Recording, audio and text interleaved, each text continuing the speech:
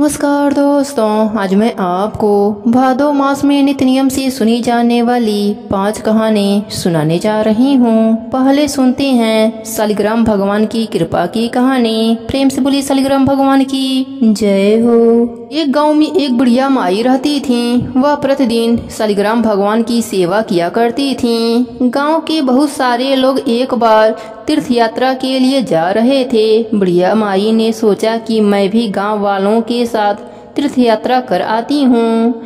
फिर बुढ़िया माई को ध्यान आता है कि मेरे शालिग्राम भगवान को कौन रखेगा, उनका देखभाल कौन करेगा। यह विचार करके बुढ़िया माई पड़ोसन के पास जाती है और कहती है, मैं 1 महीने के लिए तीर्थ यात्रा करने के लिए जा रही हूँ। तब तक तुम मेरे शालिग्राम भगवान की सेवा पूजा कर देना, तुम अपने पास रख लो। तब पड़ोसन तैयार हो जाती है। बुढ़िया माई से पड़ोसन पूछती है कि किस तरह से शालिग्राम भगवान की सेवा पूजा किया जाता है। तब बुढ़िया माई कहती हैं कि सवेरे उठना तो इनको भी उठा देना, नहाने के बाद इनको भी नहला देना और फूल तुलसी पत्र चढ़ा देना, चंदन लगा देना। फिर जब दूध गर्म करना तो दूध का भी भोग लगा देना और दोपहर में रसोई में जो भी बनाना उसका भी भोग लगा देना और शाम को दिया जला देना और रात में सुला देना। इतना बताकर बुढ़िया माई शालिग्राम भगवान को पड़ोसन को देकर तीर्थ यात्रा के लिए चली जाती है। अगले दिन पड़ोसन सुबह उठती है, स्नान करने के बाद शालिग्राम भगवान को स्नान कराती है, चंदन फूल और तुलसी पत्र चढ़ाती है, दूध गर्म करके दूध का भोग लगाती है। फिर दोपहर में खाना बनाती है। एक थाली में खाना निकालकर शालिग्राम भगवान को भोग लगाने के लिए आती है। तब पड़ोसन देखती है कि दूध तो भगवान जी पिए ही नहीं हैं, दूध तो वैसा ही पड़ा है। तब पड़ोसन सोचती है कि क्या पता खाना खाने के बाद दूध पीते हों। फिर पड़ोसन खाना का भोग भी लगा देती है और कहती है, भगवान जी दूध पी लीजिए और भोजन जीम लीजिए। फिर पड़ोसन अपना काम करने लग जाती है। कुछ समय के बाद फिर आती है देखने भगवान जीमे की नहीं, ताकि मैं भी जीम लूं। हाथ जोड़कर देखती है, दूध और खाना वैसा ही रखा है। फिर पड़ोसन हाथ जोड़कर बोलती है कि भगवान जी दूध पी लीजिए और जिम भी लीजिए, आप जीमोगे तभी तो मैं भी जीमूंगी। थोड़ी देर बाद फिर वापस आती है। फिर वही बात कह के वापस चली जाती है। फिर आती है तो देखती है ना तो भगवान जी दूध पी रहे हैं और ना ही खाना खा रहे हैं। अब पड़ोसन चिंता में पड़ जाती है और सोचती है कि आज तो पहला ही दिन है, बुढ़िया माई आएंगी तो क्या कहेंगी, कहेंगी कि तुमने तो मेरे भगवान को दुबला पतला कर दिया। फिर पड़ोसन हाथ जोड़कर भगवान से प्रार्थना करती है कि जिम लो, आप जिमोगे तभी तो मैं भी खाना खाऊंगी। पर भगवान तो जिमते ही नहीं, वह भी भूखी बैठी रहती है। यही कहते कहते शाम हो जाती है। शालिग्राम भगवान सोचते हैं कि अब तो जाना ही पड़ेगा, नहीं तो यह जीमेगी नहीं और यह मर जाएगी, फिर इसकी हत्या का पाप मुझे लगेगा। फिर भगवान जी आते हैं और पड़ोसन के घर का भोजन जीमते हैं। अब तो हर रोज यही होता। ऐसे ही करते करते कई दिन हो गए। एक दिन भगवान ने कहा, मैया आज मैं बैकुंठ घूमकर आता हूँ। पड़ोसन ने कहा, नहीं प्रभु, अब कुछ ही दिनों की बात है। भगवान जी कहते हैं, मैं शाम को आ जाऊंगा। फिर पड़ोसन मान जाती है। अब रोज यही होता। सुबह भगवान जिम कर बैकुंठ लोक चले जाते और शाम को वापस आ जाते। धीरे धीरे 1 महीना बीत जाता है। उधर बुढ़िया माई भी गंगा स्नान करके तीर्थ यात्रा करके वापस अपने घर आ जाती है। फिर बुढ़िया माई पड़ोसन के घर जाती है। फिर पड़ोसन से कहती है, ला मेरे भगवान को मुझे दे दे, बहुत दिन हो गए दर्शन नहीं किया। पड़ोसन ने कहा, अभी भगवान जी बैकुंठ लोक गए हैं, शाम को आएंगे तब ले लेना। बुढ़िया माई को कुछ भी समझ में नहीं आता और कहती हैं, तुम मेरे भगवान को अभी के अभी दे दो। उनके बीच में झगड़ा चालू हो जाता है। आसपास के लोग इकट्ठे हो जाते हैं। पड़ोसन बोलती है, उस बुढ़िया माई को समझाओ, जैसे 1 महीना दर्शन नहीं किया वैसे शाम तक और इंतजार कर ले, थोड़ी सी सब्र कर ले, शाम को शालिग्राम भगवान आएंगे तो मैं खुद ही दे दूंगी। यह बात सुनकर सबके समझ में कुछ नहीं आता कि पड़ोसन क्या बोल रही है। बुढ़िया माई तो बहुत गुस्सा हो जाती है और वहीं बैठ जाती है। शाम हो जाती है। भगवान जी बैकुंठ घूमकर आ जाते हैं और मंदिर में विराजमान हो जाते हैं। जैसे ही पड़ोसन देखती है कि शालिग्राम भगवान आ गए, तब बुढ़िया माई से कहती है कि अब आकर ले जाओ अपने भगवान को। बुढ़िया माई कहती हैं कि अब तक कहाँ छुपाई थी, अब क्यों दे रही है, वह तो एक पत्थर के हैं, वह कैसे आ जा सकते हैं। तब पड़ोसन के समझ में सब आ जाता है कि वह भगवान का साक्षात दर्शन पाई है। पड़ोसन भगवान के आगे हाथ जोड़ती है कि आप बुढ़िया माई को भी दर्शन दीजिए, नहीं तो यह मुझ पर झूठा आरोप लगाती रहेगी। तब भगवान जी बुढ़िया माई को भी दर्शन देते हैं। बुढ़िया माई भगवान का दर्शन पाकर बहुत खुश होती है और पड़ोसन के पैरों में गिरने लगती है। कहती है, तुम्हारे पुण्य प्रताप से, तुम्हारे वजह से मुझे भी भगवान के दर्शन हो गए। बुढ़िया माई और पड़ोसन दोनों जन शालिग्राम भगवान के साथ बैकुंठ धाम को चले जाते हैं। हे शालिग्राम भगवान जी, जो भी आपका कहानी सुन रहा है उसे भी दर्शन देना, अपनी कृपा देना और अंत में बैकुंठ धाम में वास देना। प्रेम से बोले शालिग्राम भगवान की जय हो, भादो मास की जय हो। अब सुनते हैं राई दामोदर की कहानी। प्रेम से बोले राई दामोदर की जय हो। बहुत पुरानी बात है। एक गांव में माँ बेटी रहती थी। बेटी का नाम राई था। वह बहुत सुंदर व सुशील थी। भगवान कृष्ण की परम भक्त थी। एक बार भगवान कृष्ण उसकी परीक्षा लेने हेतु चूड़ी बेचने वाले बनकर आए और आवाज देने लगे। राई अपने माँ से बोली, मुझे भी चूड़ियाँ चाहिए। माँ बोली, मैं पैसे कहाँ से लाऊं, बाजरी है वह ले जा। बाजरी को भगवान ने फूंक मारी तो भूस उड़कर राई की आंखों में चले गए। राई जोर जोर से रोने लगी। भगवान वहां से अंतर ध्यान हो गए। वैद्य का रूप धारण करके वहां आ गए। आवाज देने लगे। राई की माँ बाहर आई और बोली, वैद्य जी, मेरी बेटी की आंख में भूस चली गई है, उसे निकाल दो। भगवान बोले, अगर मैं भूस निकालूं तो उसका विवाह मेरे साथ करना पड़ेगा। राई की माँ तैयार हो गई। सगाई कर दी। कार्तिक शुक्ल पक्ष की 11 को विवाह निश्चित किया गया। माँ सोचने लगी, बेटी को क्या दूंगी। सुनार के दुकान पर जाकर बोली, मेरी राई के लिए लौंग व बिछिया गढ़ दे। सुनार बोला, मुझे समय नहीं है, मैं तो कृष्ण भगवान के गाने गढ़ रहा हूँ। हर दुकान पर गई और उसको यही जवाब मिला। माँ तो घर आ गई। अब वह क्या करे। वह घर आई तो झोपड़ी महल में बदल गया। घर में आनंद उठा। ठाठ से विवाह की तैयारियां होने लगी। भगवान ने बारात लाए। माँ ने खूब ठाठ से राई का विवाह भगवान कृष्ण के साथ करा दिया। भगवान राई को लेकर द्वारका गए। राई महल में आनंद के साथ रहने लगी। दूसरी रानियां चिढ़ने लगी। सावन में राई पीहर गई तो भगवान ने सोचा कि तीज भेजूं। 7 जरी की साड़ी, 7 हीरे मोतियों का हार रखा। 2 हंसों को बुलाया और बोले, सीधा राई के पीहर जाना, कहीं मत रुकना। राधा रुक्मण को पता चला तो उन्होंने हंसों को अपने महल में बुलाकर कहा, थोड़ा मोती चुग लो। हंस मोती चुगने लगे। राधा रुक्मण ने सारा सामान निकालकर उसमें फटे पुराने कपड़े और 5 कांटे रख दिए और पोटली हंसों को दे दी। हंस सारा सामान लेकर राई के पास गए तो राई खुशी से नाचने लगी। जैसे ही पोटली खोली, 5 उंगलियों में कांटे चुभ गए। राई बहुत दुखी हुई। सावन खत्म हुआ तब भगवान राई को लेने आए। राई भगवान से बोली ही नहीं। भगवान आए तो राई दूर दूर जाए। भगवान ने सोचा कोई बात नहीं। राई फिर भी नहीं बोली। इतने पर भी राई भगवान को अपने महल में जिमाई। भोजन में दही जरूर देती।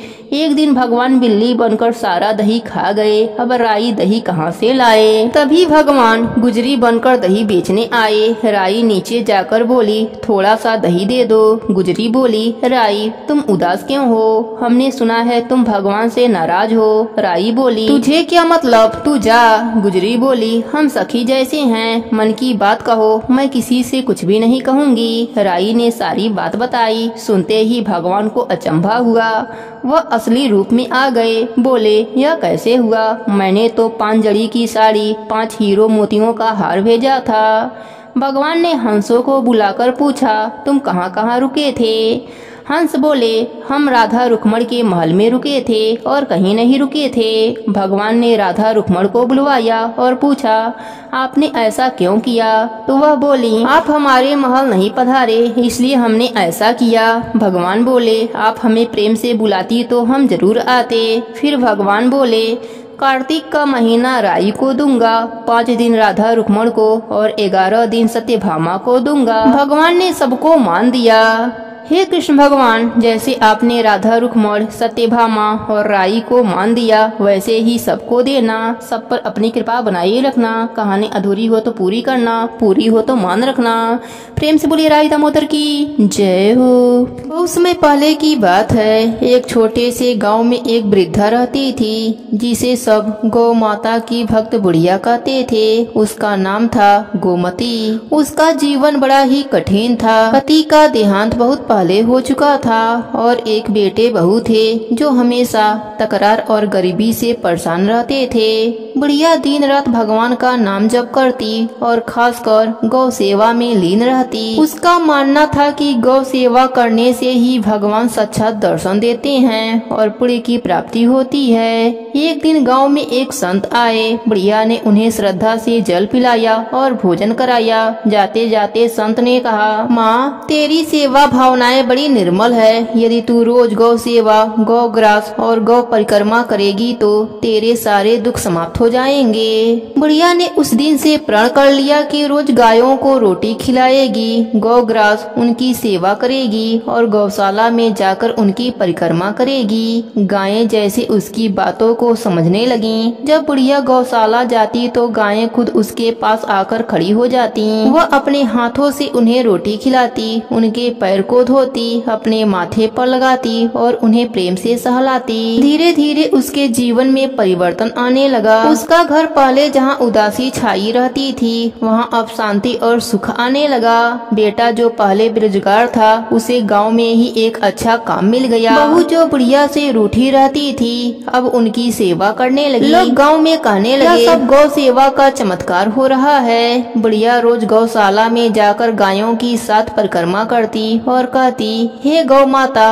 आप में सभी देवता वास करते हैं। आपकी परिक्रमा करने से सभी पाप मिट जाते हैं। उसे अब वृद्ध शरीर में भी थकावट नहीं लगती थी। उसकी आत्मा में एक नई ऊर्जा और आनंद का संचार होने लगा था। एक दिन बुढ़िया को सपना आया। सफेद वस्त्रों में एक दिव्य देवी प्रकट हुई जिनका मुख तेज से चमक रहा था। देवी बोली, हे भक्त गोमती, तेरी सेवा, श्रद्धा और प्रेम से हम प्रसन्न हैं। जब तेरा अंतिम समय आएगा तब तुझे गौधाम में वास मिलेगा। बुढ़िया की आंखें खुली तो आंखों में आंसू थे लेकिन मन में शांति और उत्साह था। बुढ़िया ने गांव में कीर्तन का आयोजन करवाया जिसमें गौ माता की महिमा का गुणगान हुआ। संतों ने कहा, गौ सेवा केवल गायों को रोटी देना नहीं, यह तो एक संपूर्ण साधना है जिससे मनुष्य की आत्मा शुद्ध होती है। गांव के अन्य लोग भी प्रेरित हो गए और उन्होंने भी गौ सेवा करनी शुरू कर दी। कुछ वर्षों के बाद जब बुढ़िया का अंतिम समय आया तो उसने अंतिम बार गायों को प्रणाम किया। उसने अपने बेटे और बहू से बोला, मेरा अंतिम इच्छा है कि मेरे पास गौ माता की एक रोटी रहे और मेरे शव को गौशाला के रास्ते से ही ले जाया जाए। जैसे ही उसने अपनी आंखें बंद करी एक दिव्य प्रकाश कमरे में फैला और बुढ़िया के चेहरे पर एक दिव्य मुस्कान थी। गांव वालों ने देखा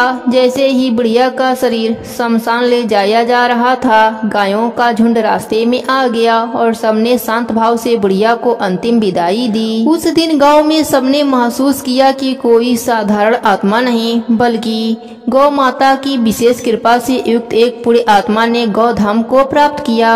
हे गाय माता, जैसी कृपा आपने बुढ़िया पर करी वैसी ही कृपा आप अपने सभी भक्तों पर करना। कहानी अधूरी हो तो पूरी करना, पूरी हो तो मान रखना। सबके नित्य नियम और व्रत को पूर्ण करना, सबको गोलोक का वास देना।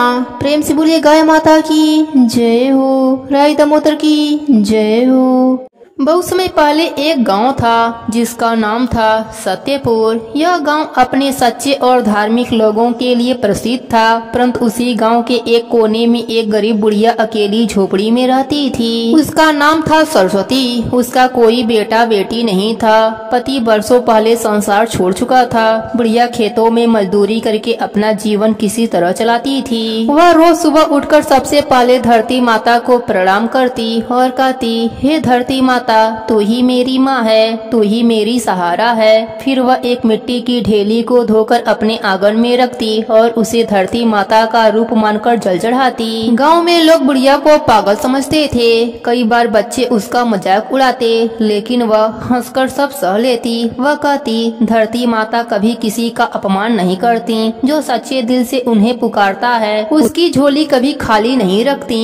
इस तरह एक दिन गाँव में एक बड़ा संकट आया। बारिश बिल्कुल नहीं हुई, खेत सूख गए, कुएं सूख गए, लोग त्राही त्राही करने लगे। गांव के बड़े बड़े किसान भी लाचार हो गए। बुढ़िया ने एक दिन धरती माता और धर्मराज जी का व्रत करने का संकल्प लिया। वह बोली, हे धर्मराज जी, हे धरती माता, मैं अब कुछ खाकर जल नहीं पीऊंगी जब तक आप मेरी और इस गाँव की सुध नहीं लेंगे। 3 दिन तक बुढ़िया ने कुछ नहीं खाया। गाँव के लोग देखने आए, बोले, माई तुम मर जाओगी, भगवान तुम्हारी नहीं सुनने वाले। बुढ़िया मुस्कुराई और बोली, मेरे प्रभु देर कर सकते हैं पर अंधेर नहीं कर सकते। दिन रात को बुढ़िया को एक दिव्य स्वप्न आया। धर्मराज जी भैंसे पर सवार होकर आए और बोले, माई तेरा हट देखकर धरती माता भी प्रसन्न हुई हैं। कल सुबह देखना तेरे आंगन में चमत्कार होगा। बुढ़िया ने सुबह आंखें खोलते ही अपने आंगन में देखा मिट्टी की वही ढेली जो वह रोज पूजा करती थी। उसमें से एक हरी भरी बेल उग आई थी और उसके नीचे चमचमाते सोने के सिक्के थे। बुढ़िया हक्का बक्का रह गई। उसी दिन दोपहर में अचानक काले बादल छा गए और जोरों की वर्षा हुई। सूखे खेत हरे भरे हो गए। गांव के कुएं पानी से भर गए। लोग समझ नहीं पा रहे थे कि यह चमत्कार कैसे हुआ। गांव के सरपंच ने बुढ़िया को बुलाया और पूछा, माई कुछ तो बताओ, तूने क्या किया? बुढ़िया ने मुस्कुराकर कहा, मैंने सिर्फ धरती माता और धर्मराज जी को सच्चे दिल से पुकारा था। यह खबर जब पास के नगर के राजा को लगी तो वह बुढ़िया से मिलने आया। बुढ़िया ने राजा को धरती माता की महिमा बताई। राजन, जिस धरती पर हम जन्म लेते हैं वह माँ के समान है। उसे रोज प्रणाम करो, जल दो, उसकी पूजा करो, वही हमें सब देती हैं, अनाज, पानी, हवा, जीवन। राजा ने बुढ़िया के पैर छुए और उसे राजमहल में रहने का आग्रह किया, पर बुढ़िया ने विनम्रता से मना कर दिया। मुझे मेरी झोपड़ी ही स्वर्ग है जहाँ मेरी धरती माता है। राजा ने बुढ़िया की उस मिट्टी की ढेली को सम्मान पूर्वक उठाकर गांव के बीचों बीच धरती माता और धर्मराज जी का मंदिर बनवाया। वहां एक विशेष पूजा शुरू हुई जिसमें हर वर्ष गांव वासी एक दिन धरती माता का व्रत रखते थे। इस व्रत को लोग धरती व्रत या धर्म धरा पूजा कहने लगे। बुढ़िया को सम्मान पूर्वक धरती माई की भक्त कहा जाने लगा। बुढ़िया अब पहले से स्वस्थ और प्रसन्न रहने लगी। जो पहले उसे पागल कहते थे वही लोग अब उसके चरण छूते थे।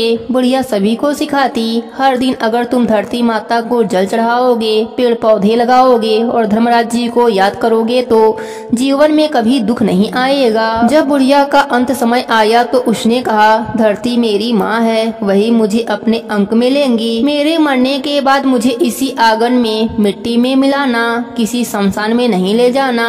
बुढ़िया के कहे अनुसार उसकी अंतिम क्रिया उसके आंगन में ही की गई और आज भी वहाँ एक पीपल का पेड़ खड़ा है जिसे लोग बुढ़िया माई का पीपल कहते हैं। लोगों का विश्वास है कि आज भी जब कोई सच्चे मन से धरती माता और धर्मराज जी की पूजा करता है तो उस बुढ़िया का आशीर्वाद उसे जरूर मिलता है। हर साल उस गांव में एक बड़ा मेला लगता है, धरती धर्म मेला, जहां हजारों श्रद्धालु दूर दूर से आते हैं और कहते हैं, जाको धरती माई की कृपा, ताको न ढोले भागे, जाको धर्मराज जी की छाया, ताको न कोई लागे व्याधि।